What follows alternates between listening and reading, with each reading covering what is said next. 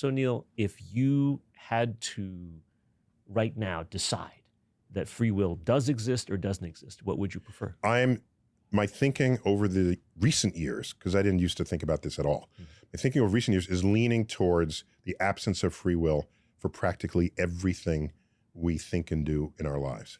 And I base that on the fact that over time, things that we have done as people in our species, at one time was you are totally to blame for that, or just something you did or something we've learned, no, this person is more susceptible than you are to addiction.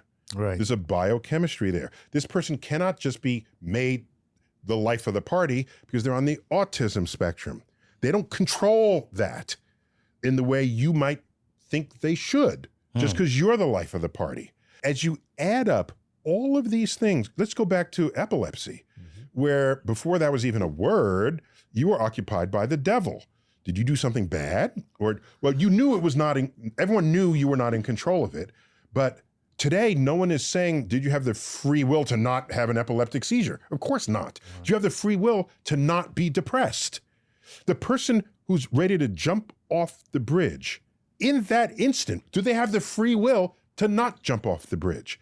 I don't think so. And the more I add up and explore the human condition, I'm forced to conclude that the direction we are headed is that we are all products of an absence of free will. And as a result, society needs more compassion for people who do not otherwise fit in. See, I have the exact opposite position in my own mind. I feel that it is because of the absence of free will that you see in most behavior, that it is that 1% of free will activity that moves us in the right direction, bends us toward compassion, takes the arc of history toward justice. Does the criminal who's born in poverty have free will to not be a criminal if most of the people in prison came in below the poverty line? Great so there's some question. sociological force operating there So this that where we are less susceptible to that force. I think that's a great question, analogy. Let's say this.